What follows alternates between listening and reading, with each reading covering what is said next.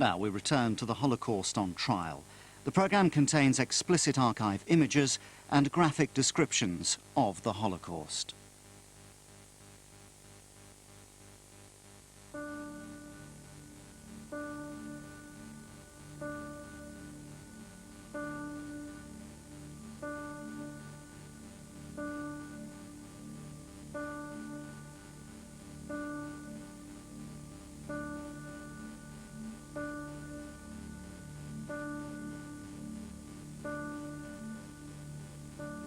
The trial moves on to Auschwitz, the largest and most notorious of all Nazi death camps, where at least 1 million Jews were murdered.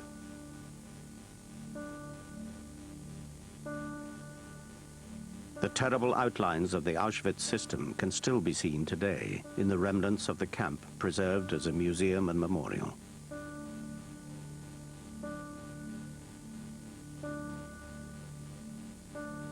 On the ramp at Birkenau, selections were made from the thousands arriving daily. Those who could be worked to death were separated from those, the old, the very young, the sick, who were to be marched to the crematoria and gassed soon after arrival.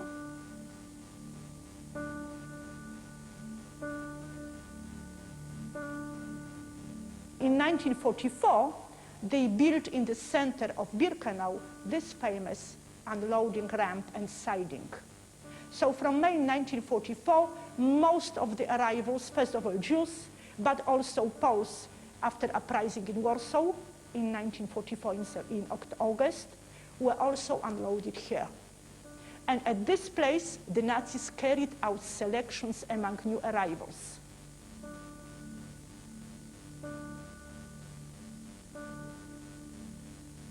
In the case of Jews, they sent to Auschwitz the whole generations, grandparents and grandchildren. And among them, the Nazis carried out selections because they didn't want to have so many people in the camp who were not able for work. Most of the Jewish arrivals, without registration, were sent straight to the gas chambers.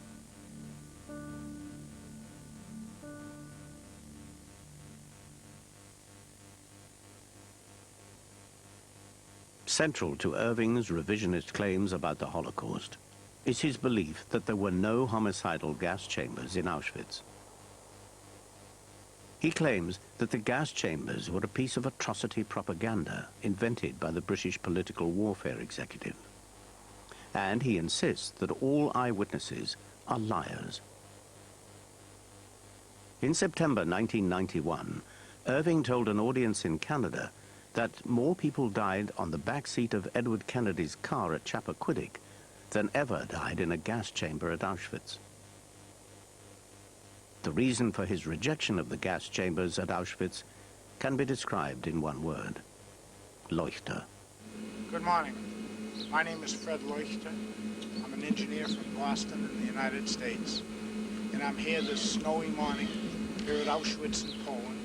The date is February 28th. It's approximately 10:30 a.m. And I'm here to examine this alleged gas chamber. Self-styled gas chamber expert Fred Leuchter shot to notoriety in 1988 at the trial in Canada of Holocaust denier Ernst Zundel. I'm standing in a fumigation building. At Zundel's request, Leuchter went to Auschwitz to test for hydrogen cyanide deposits, both in a chamber used to delouse clothing and in Crematorium 2, the largest of the 4 main gas chambers at Auschwitz-Birkenau. Stick your hand under that. Just grab some samples. You're gonna have to get... Leuchter concluded that Crematorium 2 could not have been used as a homicidal gas chamber. For Irving, it was a decisive moment. He pronounced himself entirely converted by Leuchter and even published a glossy version of the report in June 1989. Leuchter's methods and his conclusions have since been totally discredited.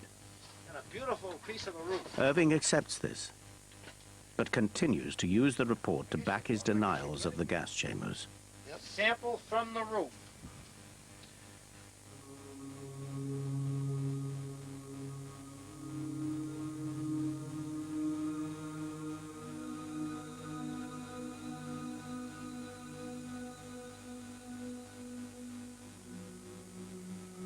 The SS abandoned Auschwitz in January 1945, shortly before the advancing Red Army reached the camp.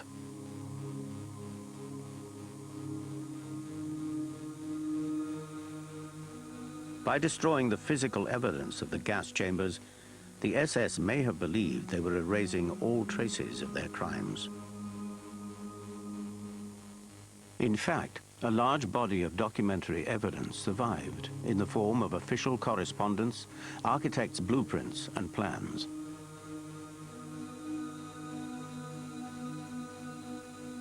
As ever, the true nature of what was being done was obscured by the use of euphemistic phrases and coded language. The whole process of extermination, together with the other aspects of life in a concentration camp, were top secret, and official documents dealing with the matter were full of code words. For example, the Nazis never wrote "people killed by means of Cyclone B." They used special terminology. For example, Sonderbehandlung. It means special treatment. And such documents survived in our archives. We can see them, containing false reasons for use of Cyclone B. A document of October the 2nd, 1942, requests a supply from the manufacturers of Cyclone B gas, calling it material for resettlement of Jews. In the blueprints for Crematorium 2, the gas chamber was always referred to as Leichenkeller 1, the underground mortuary. But there are a few gaps in the Nazi camouflage.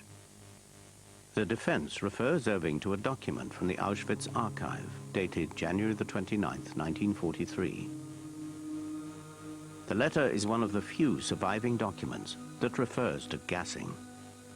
The crucial word in this case is Vergassungskeller, literally gassing cellar. I think the evidence is clear that it was used as a gassing cellar for fumigating objects or cadavers. Fumigating cadavers? Yes. What makes you say that? That is what the room was for. That is what mortuaries are for. In mortuaries, you put cadavers. This is news to me, Mr. Irving. What is the evidence for that? I beg your pardon? What is the evidence that they use that for gassing corpses? That is what it was built for. I'm sorry. This seems a crude question, but what is the point of gassing a corpse? Because when they came in, they were heavily infested with the typhus-bearing lice that had killed them. So why would it need a gas-type door with a peephole with double 8mm thick glass and a metal grill on it? Because at that time in the war, most of Germany was coming under the weight of Royal Air Force Bomber Command forays. We were bombing all over Eastern Europe. You will see from the Auschwitz Construction Department files an increasing concern about the need to build bomb-tight shelters and gas-tight shelters because of the danger of gas attack. Now it's an air raid shelter, is it? I beg your pardon? Well, it is either a cellar for gassing corpses or it is an air raid shelter. Did I say either or? Both.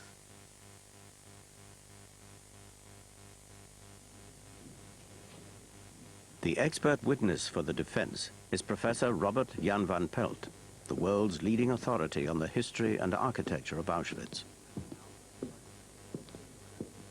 Van Pelt has presented blueprints and documents showing that 4 new crematoria were built during the summer of 1942, increasing the camp's incineration capacity for the following year by over 2,000% and providing confirmation, the defense insists, of the development of Auschwitz from a slave labor camp to a death camp. Irving claims that the crematoria were built in response to a typhus epidemic which ravaged the camp that year. Professor Van Pelt, what figures do we have here? How many people? It is 120,000. Projected incineration capacity for 120,000 people per month. Approximately, so we get an idea of what we're talking about here. That is 4 times Wembley Stadium. That is 12,000 tons of people. 12,000 tons of cadavers that you're going to have to cremate using these very limited installations? I do not want to speculate on how many tons and how many at Wembley Stadium. You do the calculation yourself. The human body is roughly SPG of 1, is it not? Specific gravity of 1 because you float in water? Yes? Well, what does the human body weigh? 100 kilograms? Say 10 people per ton? I do not think you have been in Auschwitz very long if you weigh 100 kilograms. Say 12 people per ton if you want to cavil. You're still going to end up with 10,000 tons of bodies to dispose of. If you take it from me, it takes 30 kilograms of coke to incinerate one body. Can you work out how many tons of coke we're going to put into these tiny coal bunkers you see on the aerial photograph here? To destroy, to incinerate, to cremate 120,000 bodies? We're talking about trainloads, if not shiploads of coke that are going to have to go into Auschwitz. And there's no sign of the mountains of coke on the photograph. Do you agree? Can you show on this photograph where they would have stored the tens of thousands of tons of coke? Mr. Irving, I challenge your use of the tens of thousands of tons of coke. First of all, we do not know how much coke was delivered to Auschwitz in 1944. We do know how much coke was delivered to Auschwitz in 1943. We have two documents, one which talks about incineration capacity and one which talks about the coke use. On the basis of that, we can calculate the amount of coke which is going to be used per corpse, which is not a happy calculation, I must say. But the bottom line is 3.5 kilos of coke per corpse. Do you really sincerely believe you can burn one corpse with enough coke you could fit into one of these water bottles here? Is that what you're saying?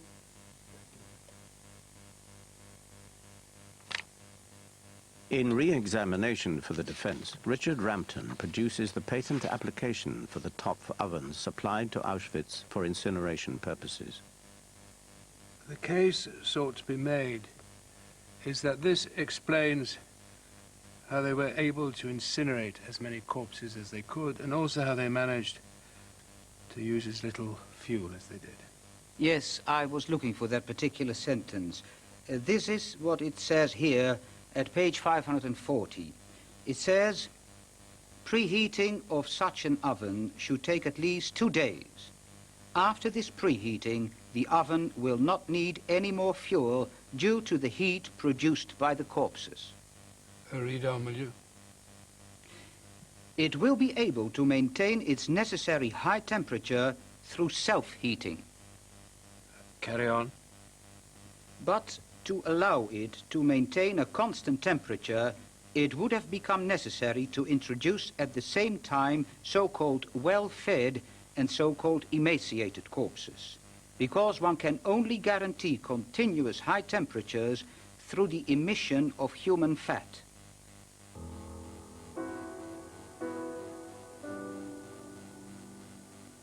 The ruins of Crematorium II at Auschwitz are the ultimate focus of the struggle in the courtroom. It is at this place that Irving's denials must confront the evidence that 500,000 people were systematically exterminated.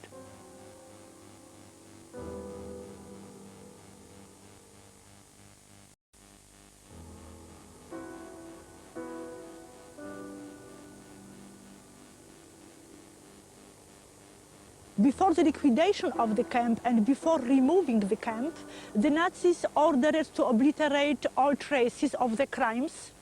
So they ordered to dismantle the gas chambers, the ovens in November and in December in 1944. And 1 week before the liberation, they destroyed the buildings, they dynamited them. That's why we can see only the ruins now.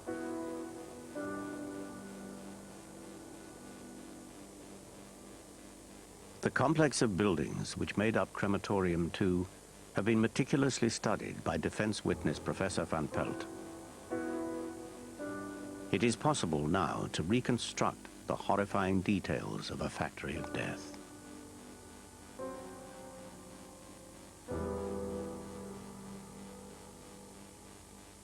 The victims were herded more than 1,000 at a time into the undressing room, where they were told to prepare for a mass shower.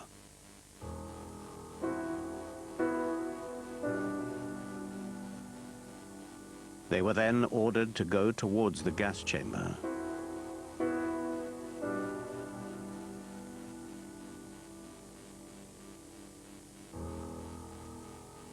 With the victims packed inside the gas chamber, SS guards dropped Cyclone B capsules down through 4 wire mesh columns from holes in the roof.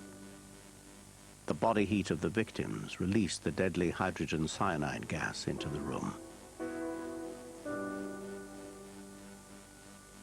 After a few minutes, the corpses were taken up in a lift to the cremation room, where a gallery of 5 ovens worked ceaselessly.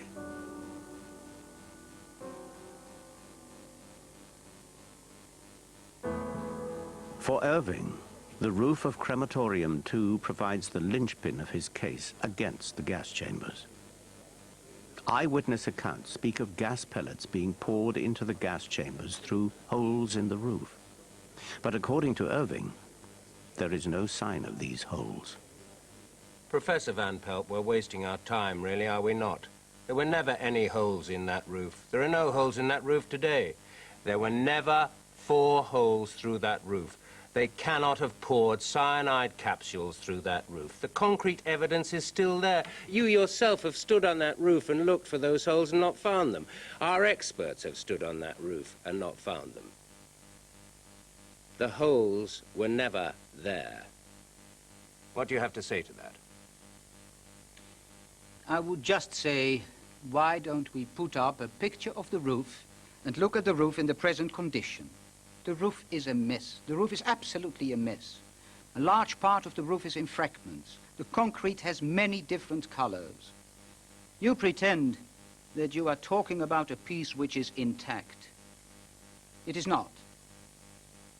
You do accept, do you not, Professor Van Pelt, that if you were to go to Auschwitz the day after tomorrow with a trowel and clean away the gravel and find a reinforced concrete hole where we anticipate it would be on your drawings, then this would make an open and shut case, and I would happily abandon my action immediately.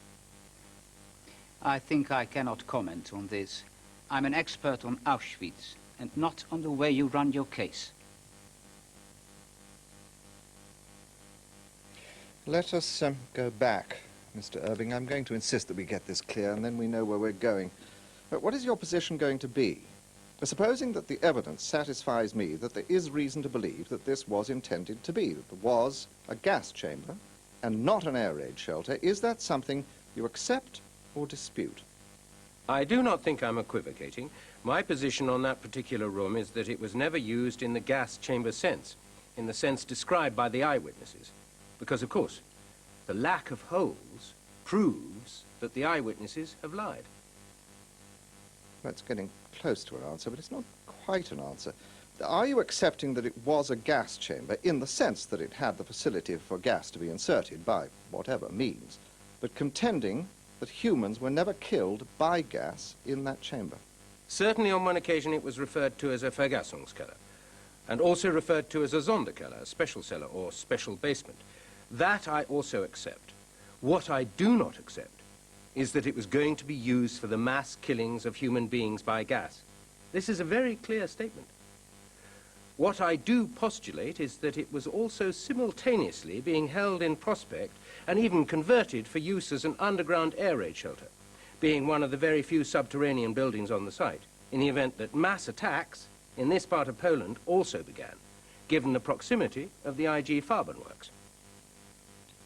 Well, I'm sure I missed it, but was part of that answer that yes, you do accept that it was a gas chamber, and that you accept that it was, on occasion, used for killing human beings? I accepted that it was referred to as a gas chamber, my lord, which is not quite the same thing. Are you accepting that it was, in fact, a gas chamber? That I have not seen evidence for. So you're not accepting that? I'm not accepting that part of the statement because I've not seen evidence that bears out that part of the statement. I have seen evidence that it was referred to by the German authorities as a Vergassungskeller, a room for gassing. But you still do not accept that it was, in fact, a gas chamber. But that is your position? That is precisely my position, my lord.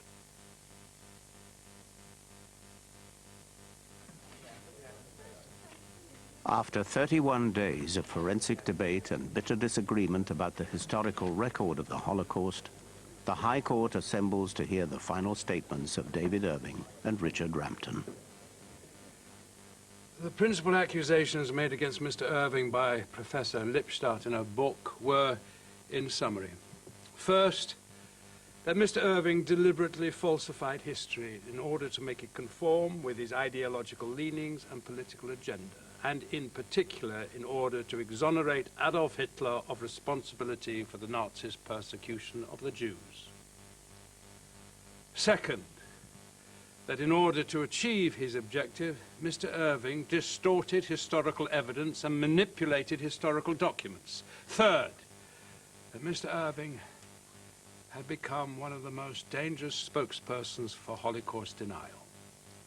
Last, that he himself held extremist views and allied himself with other right-wing extremists, in particular Holocaust deniers and anti-Semites.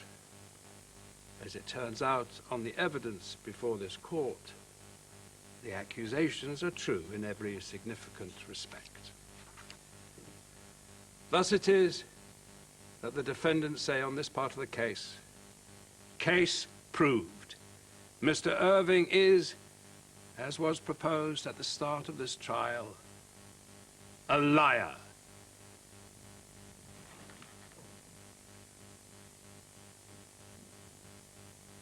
May it please the court. The defendants in this action, the publisher Penguin Books Limited and the American scholar Deborah Lipstadt, have sought to cast this trial as being about the reputation of the Holocaust. It is not. It is about my reputation as a human being, as an historian of integrity, and thanks to remarks made by Mr. Rampton, as a father. As a result of my work and of this case, the Holocaust, in fact, has been researched more, not less. Those who rightly believe that these crimes should never be forgotten, and I stress the word rightly, should ask whether their case is better served by a compulsory and dead text imposed by law and intimidation, or by a live and ongoing discussion. If a writer's books are banned and burnt, his bookshops are smashed, his hands are manacled, his person insulted, his printers are burnt down, his access to the world's archives is denied, his family's livelihood is destroyed, his phone lines are jammed with obscene and threatening phone calls, death threats, his house is beset by violent, angry mobs, the walls and posts around his address are plastered with stickers inciting the public to violence against him, and a wreath is sent to him with a foul and taunting message on the death of his eldest daughter.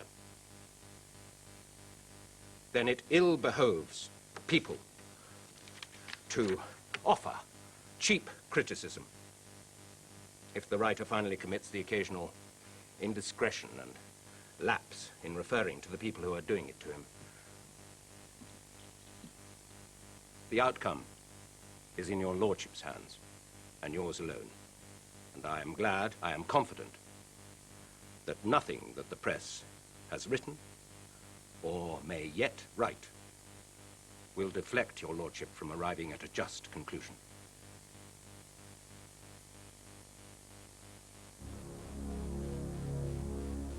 On April the 12th, David Irving lost his libel action. In his verdict, Mr. Justice Gray said, "Irving has, for his own ideological reasons, persistently and deliberately misrepresented and manipulated historical evidence. For the same reasons, he has portrayed Hitler in an unwarrantedly favorable light, principally in his relation towards and responsibility for the treatment of the Jews. He is an active Holocaust denier. He is anti-Semitic and racist, and he associates with right-wing extremists who promote neo-Nazism.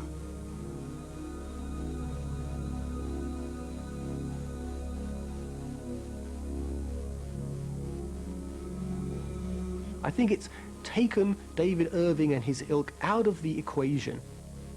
We can now see that Holocaust denial is on a separate planet. It has nothing to do with genuine scholarly research.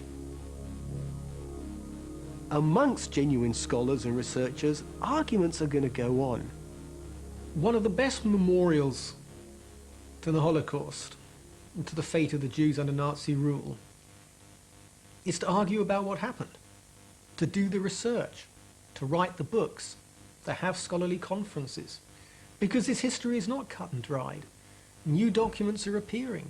New interpretations are being put forward, respectable interpretations by good young scholars.